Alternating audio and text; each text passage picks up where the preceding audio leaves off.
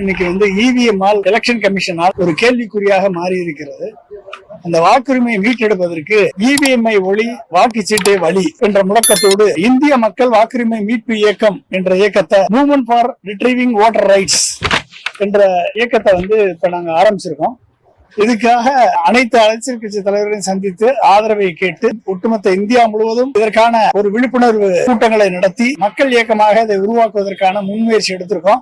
அவருடைய முதல் கட்டமாக இன்றைக்கு திராவிட முன்னேற்ற கழகத்தினுடைய தலைவர் முன்னாள் முதல்வர் திரு மு க ஸ்டாலின் அவர்களை சந்தித்து அவரது ஆதரவை நாங்கள் கோரியிருக்கிறோம். இது மக்கள் இயக்கமாக இது மாறும். அனைத்து மக்களும் தெருவில் இறங்கி போராடினால் மட்டுமே நமது வாக்குரிமை மீட்கப்படும், இந்திய ஜனநாயகம் பாதுகாக்கப்படும்.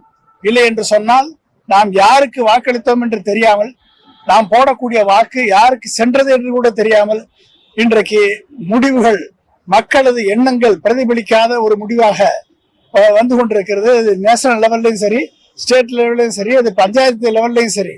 எனவே இந்த வாக்குரிமை மீட்டெடுத்தால்தான் ஜனநாயகம் பாதுகாக்கப்படும். யாருக்கு வேணாலும் ஓட்டு போடலாம், ஆனா இந்த வாக்குரிமை மீட்டெடுக்கப்பட வேண்டும் என்று சொன்னால் இவிஎம் ஒழிக்கப்பட வேண்டும், மீண்டும் வாக்குச்சீட்டு முறை வர வேண்டும்.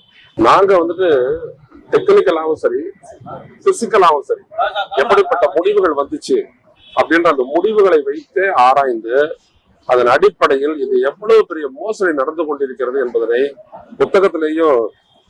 புத்தகம் மூலமாவும் நாங்க தெரிவிச்சிருக்கிறோம். அதே மாதிரி இந்த இயக்கத்தின் மூலமா மக்களுக்கு நாங்க தெரிவிக்க போறோம்.